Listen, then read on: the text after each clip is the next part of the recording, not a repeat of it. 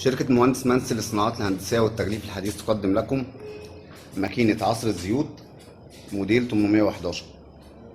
الماكينة بتقوم باستخلاص الزيوت من الحبوب الزيتية المختلفة زي حب الرشاد وبذر الكتان، حبة البركة، السمسم، بذور البقدونس وبذور الفجل وبذور الجرجير، القرنفل، الخردل، فول الصويا والفول السوداني، وده اللي هنعمل عليه تجربة عملية النهاردة. الماكينة بتاعتنا سهلة الاستخدام، بتشتغل على كهرباء المنزل 220 فولت. جسم الماكينة بالكامل مصنوع من ستانلس ستيل عالي الجودة. ده القادوس اللي بحط فيه المنتج بتاعي، وزي ما قلنا نعمل النهارده تجربة على الفول السوداني.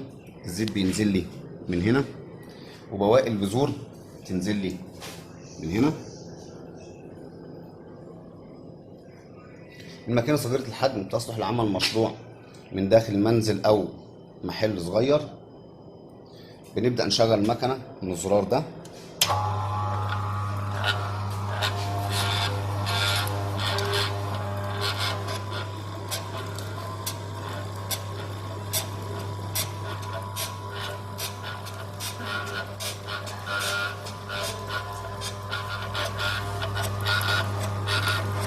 زي ما احنا شايفين الزيت بينزل من تحت من هنا، وبواقي البذور بينزل من هنا.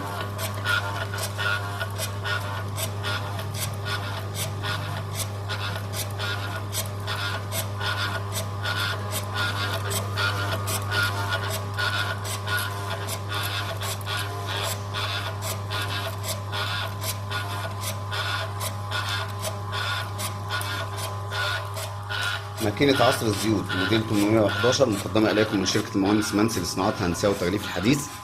شرح محمد حسن تحت إدارة وإشراف مهندس أحمد حسن مدير فرع مدينة نصر.